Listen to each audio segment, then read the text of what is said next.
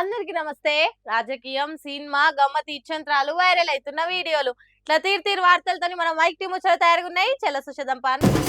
ప్రజాస్వామ్యంలో ఒక్క పార్టీ ఉండాలి, ఒక్క పార్టీ ప్రచారం చేసుకోవాలనే కొత్త రూల్ ఎప్పుడు పుట్టిందో మనకు తెలియదు కానీ అచ్చం గట్లనే చేస్తున్నారట. స్టేషన్ గన్పూర్ నియోజకవర్గంలో ఎమ్మెల్యే కడియం శ్రీహరి తన ఇలాకల కొత్త రాజ్యాంగం ఏమన్నా రాయించిండో లేకుంటే అధికారం అంతా మాకే కావాలన్న ఆలోచనతో ఉన్నాడో తెలియదు కానీ తాను ఎన్నికల ప్రచారానికి ఓ ఊరికి పోతే బీఆర్ఎస్ పార్టీల సర్పంచ్ ఎన్నికల ప్రచారాన్ని సప్పుడు చేయకుండా చేయించిండట. ఆ ఊర్లో ఉన్నోళ్ళు బిత్తరమయ్యేటట్టు చేసిండట పోలీసులు. అందుకు బీఆర్ఎస్ పార్టీలంతా ప్లకార్డులు పట్టుకొని రోడ్డు ఎక్కిండ్రు. పైనుంచి అధికారంలో ఉందని ప్రెషర్ చేసి మమ్మల్ని మా కార్యకర్తలను ఇబ్బంది పెట్టవద్దు,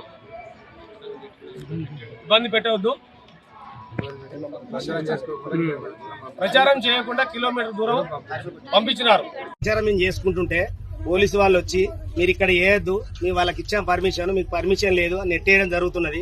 దాదాపు 1 కిలోమీటర్ దూరం మమ్మల్ని తరిగి కొట్టడం జరుగుతున్నది. మా వెనకనే రావడం జరుగుతున్నది జబరంగడ్డ పోలీసు వాళ్ళు. మేము ఏమనుకున్నా కూడా మా ప్రచారం మేము చేసుకోవడం జరుగుతుంది. మాకున్న ధైర్యం, మా ఉంగరం గుర్తు పక్కా గెలుస్తుంది. ఆ భయం వాళ్ళకు చుట్టుకొని కాంగ్రెస్ వాళ్ళు చేస్తారని వాళ్ళ ప్రచారం ఆపండి సార్ అని పోలీసు వాళ్ళు చెప్పడం జరిగింది. వాళ్ళు వచ్చి ముందుకొచ్చి నూకేయడం జరుగుతున్నది, మమ్మల్ని నెట్టేయడం జరుగుతున్నది. కనీసం రోడ్డు మీద ఉండే పర్మిషన్ మాకు లేదని బెదిరిస్తున్నారు సార్ వాళ్ళు. మరి గంత రుబాబు ఎక్కడిదో ఏం పాడో గాని కడమ పార్టీలను ఊర్ల పొంటి గదలకుంటా చేస్తున్నారట. అధికారం లేని పార్టీకి ప్రచారం చేసుకునే ఆచారం లేదన్నట్టు చేస్తున్నారట. ఇట్లయితే ప్రజాస్వామ్యం ఎందుకు వారదిల్లది? మా చక్కదనం గిగురు పెడుతుంది. ఇంత ఎన్నికలు పెట్టి ప్రజలు ఓట్లేసేటట్టు చేసుడెందుకు? సర్పంచ్ పదవులను నామినేటెడ్ పోస్టుల కిందికి తీసుకొచ్చి అధికార పార్టీలను నియమించుకుంటే సరిపోతుంది కదా అని అంటున్నారు హన్మకొండ జిల్లా ఐనవోలు మండలం గర్మిల్లపల్లి ఊరు జనాలు. ఎన్నికలప్పుడు ఎవల ప్రచారం ఆలది, ఎవల మంచితనం ఆలది.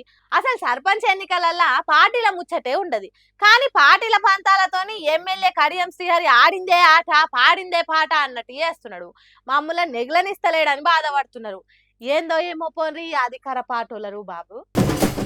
ఎన్నికల ప్రచారానికి పోయిన ఎమ్మెల్యేలకు జనం నీరాజనాలు వాడతారు అనుకుంటే పాపం ఏ ఊరికి పోయినా నిలదీతలు, నిరసనలు, నిట్టూర్పులు, నినాదాలతోని నిల్చోకుండా చేస్తున్నారట.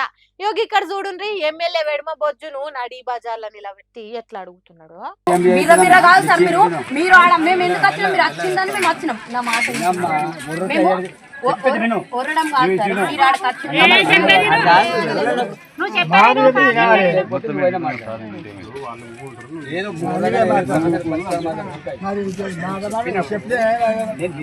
దానికి సమాధానం వింటావు. చీరల గురించి మాట్లాడు. చీరలు కొందరికి వచ్చినాయి, కొందరికి పెండింగ్ అని మీరు చెప్పింది.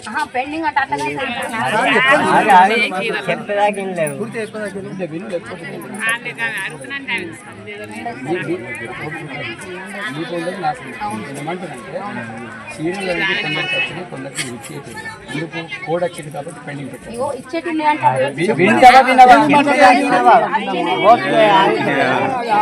కొంతమందికే చీరలు ఇచ్చి ఇప్పుడు ఎందుకు ఇస్తలేరని అడిగితే ఎమ్మెల్యే ఎన్నికల కోడ్ వచ్చింది కాబట్టి ఇస్తలేరు, కడమలకు కూడా ఇస్తాం అన్నట్టు చెప్తుంటే అంటే మీకు తెలియదా? ఎన్నికల కోడ్ వచ్చే ముందే చీరలు కొందరికే ఎందుకు ఇవ్వాలి, ఇయ్యనోళ్ళని ఎందుకు బాధ పెట్టాలి అన్నట్టు అడుగుతున్నది. ఇట్లా ఎమ్మెల్యే సాబు నిలదీస్తుంటే వీడియో తీసి దాన్ని సోషల్ మీడియాలో పెట్టిండ్రు జనాలు. అది రాష్ట్రం మొత్తం అందరి సెల్లులకు గిర్ర తిరిగింది. ఎమ్మెల్యే సాబు కోపం వచ్చినట్టున్నది. తర్వాత వచ్చినప్పుడు కార్లో కూర్చొని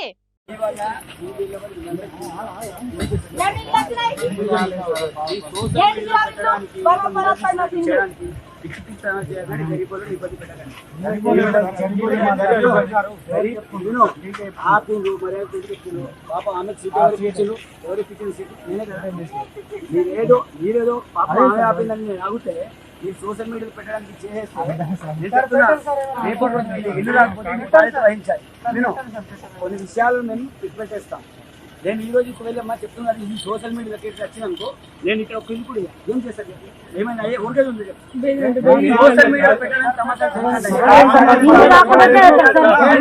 చూసిండ్రా, ఒక్క ఇల్లు కూడా ఇయ్యను ఏమనుకుంటున్నారో అనుకుంటా బెదిరిస్తున్నాడు. పబ్లిక్ చేతిలో ఫోన్ ఉంటది కదా, అట్లా మాట్లాడిన వీడియోను కూడా సోషల్ మీడియాలో పెట్టిండ్రు.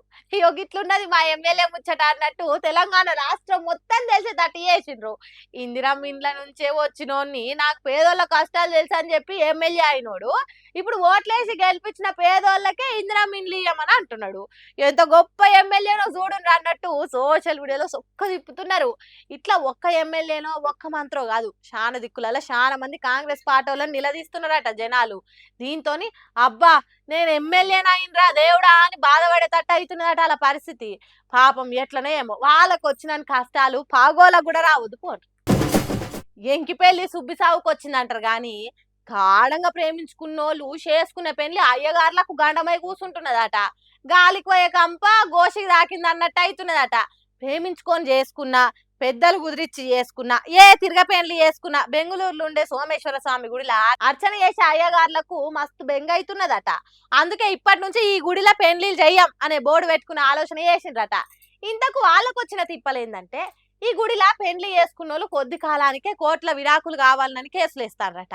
వాటి కోసం మీ పెండ్లీలు చేయించిన అయ్యగారులను రమ్మనుండ్రి, సాక్షులను పిలిపించుండ్రని కోర్టులు సమన్లు ఇస్తున్నదట.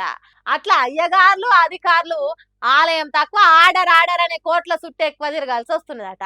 కాల్చుంటామని చెప్తే పెండ్లీలు చేసినాం, ఇట్లా కోట్ల చుట్టూ తిరుగుడు సాక్ష్యాలు చెప్పడంటే మాతో కుదరని పని నిర్ణయానికి వచ్చిందట. అందుకే ఆలయ కమిటీ ఆలోచించి పుండు ఎక్కడుంటే అక్కడనే మందు పెట్టాలన్నట్టు చిక్కాంత వచ్చేది ఇక్కడ పెళ్లిళ్ళు చేయించుకుంటుతోనే కాబట్టి ఈ పెళ్లిళ్ళని ఆపితే అంత కూల్ అవుతుందని ఇప్పటి నుంచి ఇక్కడ పెళ్లిళ్ళు చేయమని ఆర్డర్లు పాస్ చేసిందట. అర్చనలు చేసుడు, ఆరతులు ఇచ్చుడు, ఆశీర్వాదాలు విట్టుడు, దేవునికి భక్తులకు నడుమిట్లుండి పూజలు చేయాల్సిన పూజారులు కోట్ల చుట్టూ బిజీగా తిరగాల్సి వచ్చుడు మంచిగా లేదు. పెళ్లి చేసిన పుణ్యంతోని పాటు విడగొట్టే పాపం కూడా మనకే అంటుకుంటే మంచిది కాదని ఈ నిర్ణయం తీసుకున్నారట. బెంగళూరు పట్టణంలో పూర్వకాలంలో నుంచున్న హలసూర్ సోమేశ్వర స్వామి అనే ఈ గుడిలా పెళ్లిళ్ళు ఎక్కువ జరుగుతాయట. అయితే ఈ నడుమ అంతే ఎక్కువ విడాకులు కూడా జరుగుతున్నాయట.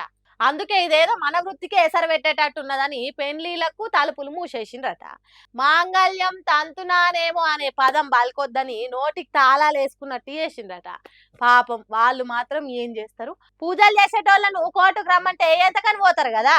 మరి మంచి నిర్ణయమే చేసిండ్రు కదా. ఒక్క పోలీస్ లేకుండా ఉస్మానియా యూనివర్సిటీకి వస్తా, అందరు సంతోషంగా నవ్వుకుంటా స్వాగతం పలికేటట్టు చేసినాకనే వస్తా అన్నట్టు మాట్లాడిన సీఎం రేవంత్ రెడ్డి అన్న మాట ప్రకారమే ఒక్క పోలీస్ లేకుండా ఉస్మానియా గడ్డ మీద అడుగు పెట్టిండు. ఏంది నమ్ముతలేరా? అయితే ఈ వీడియో చూడండి.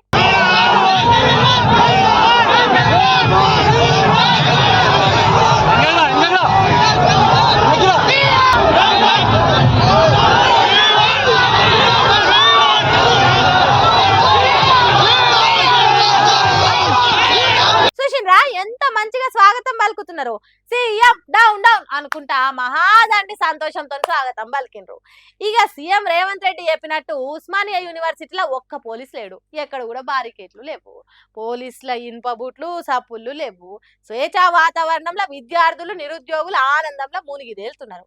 అరే ఎందుకన్నా ఇంత ఆనందంగా ఉన్నారని విద్యార్థులను నిరుద్యోగులను అడిగితే అధికారంలోకి వచ్చిన మొదటి సంవత్సరంలో 2 లక్షల ఉద్యోగాలు నింపుతా అన్నాడు సీఎం రేవంత్ రెడ్డి. అన్నట్టే నింపిండు. తెలంగాణలో నిరుద్యోగులు లేక కొన్ని ఖాళీలు మిగిలినాయి, అంత మంచిగా ఉద్యోగాలు నింపినాక ఆనందం రాకుంటే ఏమొస్తుంది అన్నట్టు చెప్పిండ్రట. మరి లేకుంటే ఏంది, పోలీస్ అనేటోడు లేకుంటే ఉస్మానియాకు వస్తా అన్న సీఎం అడుగడుగున పోలీసులను పెట్టి ఆర్ట్స్ కాలేజ్ మెట్లెక్కి నేను అబద్ధం ఆడేటోని కాదని చెప్తే యూనివర్సిటీ విద్యార్థులకు కోపం రాకుంటే ఏమొస్తుంది? అప్పుడు ఏం చెప్పిండు, ఇప్పుడు ఏమిచ్చిండు? ఉత్త మాటలు చెప్పి పూటలు గడిపితే మా బతుకులు ఎట్లా తెల్లారేది, మా అయ్య వాళ్ళ కళ్ళల్లో ఆనందం ఎప్పుడు నిండేది అన్నట్టు లొల్లి చేసిండ్రట. ఇంత పెద్ద లొల్లి జరుగుతుంటే పోలీస్ బందోబస్తు నడుమ బయటికి వెళ్ళిపోయిండట సీఎం రేవంత్ రెడ్డి. గట్లున్నది మన ముఖ్యమంత్రి పనితనం అని మాట్లాడుకుంటారట ఆ సభకు వచ్చిన పబ్లిక్. చెప్పుకుంటే సిగ్గు పోతుంది, చెప్పకుంటే శరం పోతుంది అన్నట్టే ఉన్నదట ఈ ముచ్చట.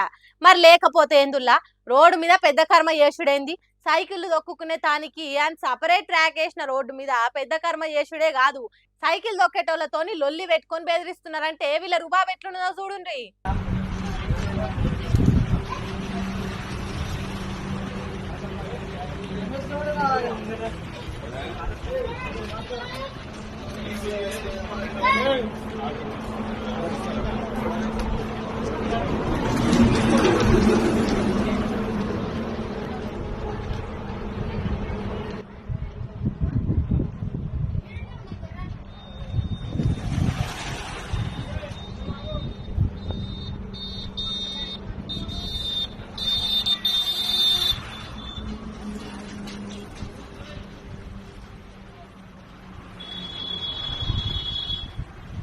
చూసిండ్రా ఎట్లున్నదా కథ? రోడ్డు మీదనే మంగళన్నను తీసుకొచ్చి తల నీలాలు తీయించుకున్నారు. ఎట్లున్నాయో చూడుర్రి, గుండ్లు నిగనిగలాడుతున్నాయి. అక్కడితో ఆపకుండా పెద్ద ట్యాంకర్ తెప్పించుకొని అదే ట్రాక్ మీద తానాలు చేసిండ్రట. ఇదంతా మన రాజ్యమే, ఇష్టం ఉన్నట్టు చేయండి, ఎవడొద్దంటాడో నేను చూస్తుంటా అన్నట్టు చేసిండ్రట. సర్కారోళ్ళు జిహెచ్ఎంసీ ఆఫీసర్లు ఊకుంటారు కావచ్చు కానీ ప్రతిరోజు సైక్లింగ్ చేసేటోళ్ళు ఊకోరు కదా. అరే ఇదెక్కడ పద్ధతి, ఇదేం బాబు అని వాళ్ళు అడిగితే, మాది కాంగ్రెస్ పార్టీ, నేను ఎవరనుకుంటున్నావు, ఇక్కడ సర్పంచ్ని, నేను రేవంత్ రెడ్డిని మనిషిని అనుకుంటా ఫోన్లు చేసుకుంటా సైకిళ్ళు దొక్కేటోళ్లకు సల్ల చెమటలు పట్టించే పని చేసిండ్రట. ఇక్కడ ఏదో గడబిడ అవుతున్నదని ఎవరో వీడియో తీస్తే ఈ కళాఖండం మనకంట పడింది. సరే కావచ్చు, సీఎం రేవంత్ రెడ్డి మనిషే కావచ్చు, లోకల్ సర్పంచే కావచ్చు, కాంగ్రెస్ పార్టీ కార్యకర్తే కావచ్చు, కానీ ఇట్లా రోడ్ల మీద పెద్ద కర్మలు చేసుడేంది? ఇట్లనే ఇష్టం ఉన్న కాడ ఇష్టం ఉన్నట్టు పెద్ద కర్మలు చేయండ్రి అని చెప్పిండ్రా రేవంత్ రెడ్డి ఏమన్నా? ఎందుకయ్యా ఉత్తుత్తగా రేవంత్ రెడ్డి పేరు వాడి పరువు తీస్తావు అని అనుకుంటా పోయినరట ఈ అద్భుత దృశ్యాన్ని చూసిన జనాలు. అన్యాయం జరిగితే అడిగేది ఉస్మానియా గడ్డ అని సీఎం రేవంత్ రెడ్డి అన్నాడు కదా. ఆగో అన్నట్టే నిరుద్యోగులకు అన్యాయం చేసిన ఎమ్మెల్సీ బాల్మూరు వెంకట్ను చుట్టుముట్టిండ్రు. తేనెటీగలు ఎగబడ్డట్టు ఒక్కసారి రయ్యమని లేచిండ్రు. ఒక్క ఏడాదిలో 2 లక్షల ఉద్యోగాలు నింపి తీరుతామని చెప్పిన వాళ్ళు ఏం ముఖం పెట్టుకొని ఉస్మానియాకి వచ్చిండ్రని అన్నట్టు ప్రశ్నించిండ్రు.